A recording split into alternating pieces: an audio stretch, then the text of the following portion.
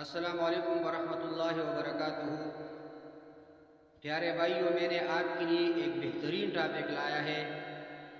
آئیے چلتے ہیں ہم اپنے ٹاپک کی طرف۔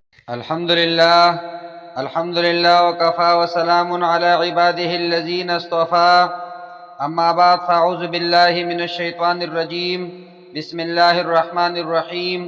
السلام علیکم ورحمۃ اللہ وبرکاتہ۔ ہمارے آج کی موضوع ہے ذکر اللہ کے فضائل و برکات۔ پیارے بھائیوں، اللہ تعالیٰ نے ارشاد فرمایا وَلَذِكْرُ اللَّهِ أَكْبَرُ، بے شک اللہ کا ذکر بہت بڑی چیز ہے۔ عن ابی ہریرہ رضی اللہ تعالی عنہ قال قال النبی صلی اللہ علیہ وسلم یقول اللہ تعالی انا عند ظن عبدی بی وأنا معه إذا ذكرني فإن ذكرني في نفسه ذكرته في نفسي وإن ذكرني في ملأ ذكرته في ملأ خير منهم وإن تقرب شبرا إلي تقربت إليه ذراعا وإن تقرب إلي ذراعا تقربت إليه باعا وإن أتاني يمشي أتيته هرولة۔ حضرت ابو ہریرہ رضی اللہ تعالی عنہ سے روایت ہے کہ نبی کریم صلی اللہ علیہ وسلم نے فرمایا، اللہ تعالی فرماتا ہے کہ میں اپنے بندے کی یعنی میرا بندہ وہ میرے بارے میں جیسے گمان رکھتا ہے میں اس کے ساتھ ویسا ہی کرتا ہوں، یعنی گمان کے ساتھ ہوں، اور جب بھی وہ مجھے یاد کرتا ہے تو میں اس کے ساتھ ہوتا ہوں، پس جب وہ مجھے اپنے دل میں یاد کرتا ہے تو میں بھی اسے اپنے دل میں یاد کرتا ہوں، اور جب وہ مجھے مجلس میں یاد کرتا ہے تو میں اسے اس سے بہتر فرشتوں کی مجلس میں یاد کرتا ہوں۔ اگر وہ میرے پاس ایک بالش آتا ہے تو میں اس کے پاس ایک ہاتھ آتا ہوں، اور اگر وہ ایک ہاتھ آتا ہے تو میں اس کے پاس گز آتا ہوں، اگر وہ میرے پاس چل کر آتا ہے تو میں اس کے پاس دوڑ کر آتا ہوں۔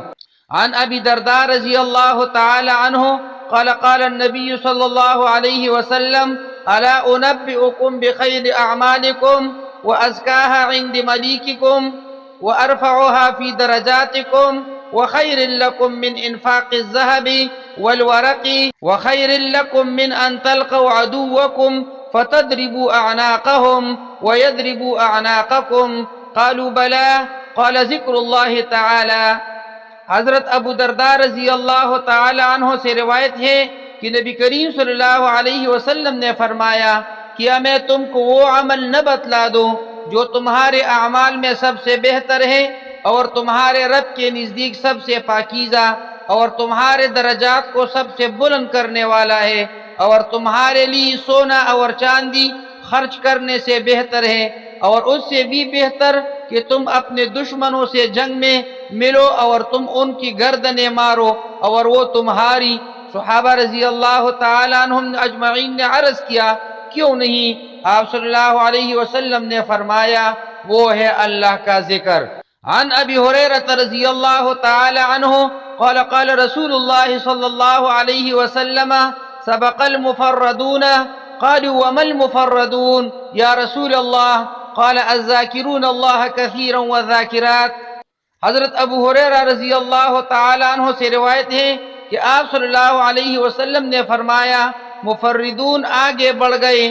لوگوں نے کہا، یا رسول اللہ مفردون سے کون لوگ مراد ہے؟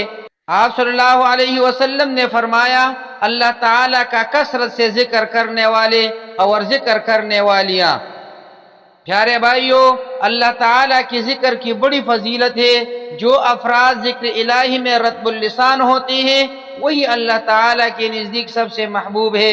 آپ صلی اللہ علیہ وسلم نے فرمایا کہ اللہ تعالیٰ کا ذکر کرنے والے ہی نیکیوں میں سب سے سبقت کرنے والے ہیں۔ یہی نہیں بلکہ یہ اعلی کلمت اللہ کے لیے جہاد میں لڑنے اور اللہ کے راستے میں سونا اور چاندی کے خرچ کرنے سے بھی بہتر ہے۔ نیز اللہ رب العالمین کے نزدیک سب سے پاکیزہ اور درجات کے بلند کرنے کا ذریعہ ہے۔ قرآن مجید میں اللہ رب العزت فرماتے ہیں کہ بے شک دل کا سکون اللہ کے ذکر میں ہے، یعنی انسان پوری دنیا میں سکون کی تلاش کر لے نہیں ملے گا، کیونکہ حق تعالی نے خود بتا دیا کہ دل کا سکون میری یاد میں ہے۔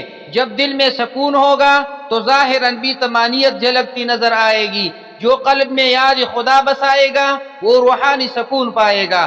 قرآن مجید میں ارشاد الہی کا مفہوم ہے کہ شیطان نے اس پر غلبہ پایا اور اسے اللہ کی یاد سے غافل کر دیا۔ اللہ کے ذکر سے دل کو پھیر کر شیطان انسان کو گناہوں سے ایسا کھلاتا ہے جیسا کہ بچے گیند کے ساتھ کھیلا کرتے ہیں۔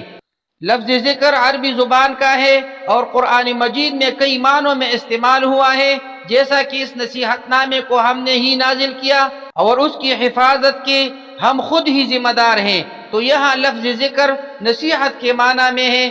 ایک جگہ فرمایا تم میرا ذکر کرو میں تمہارا ذکر کروں گا۔ یہاں لفظ ذکر اللہ کی یاد کے معنی میں ہے۔ مومنین کی صفات میں سے ایک صفت یہ ہے کہ وہ اللہ کا کثرت سے ذکر کرنے والے ہیں۔ اللہ رب العزت خود سورۃ الاحزاب میں فرماتے ہیں اور بکثرت اللہ کا ذکر کرنے والے مرد اور اللہ کا ذکر کرنے والے عورتیں، ان سب کے لیے مغفرت اور اجر عظیم تیار کر رکھا ہے۔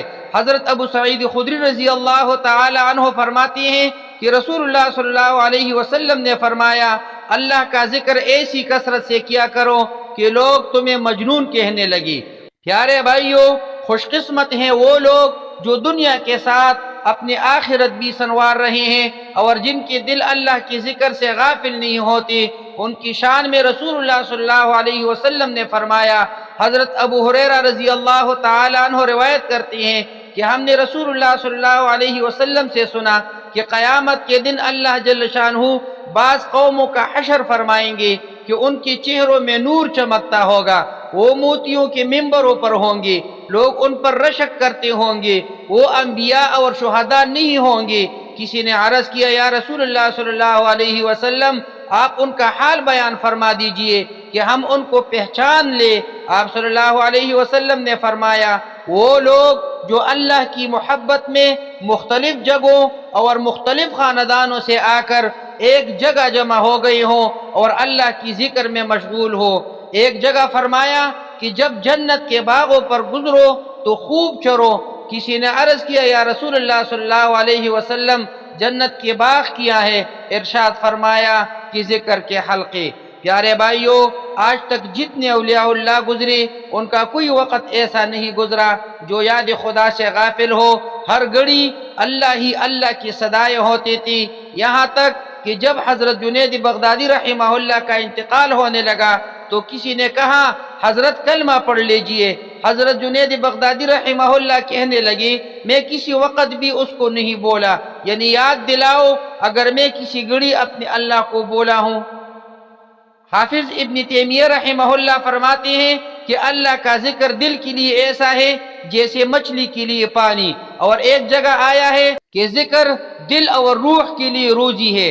ذکر ایسا نشہ ہے جس کا اثر نہ ختم ہونے والا ہے، ایسا سکون و لذت جو باقی رہنے والی ہے۔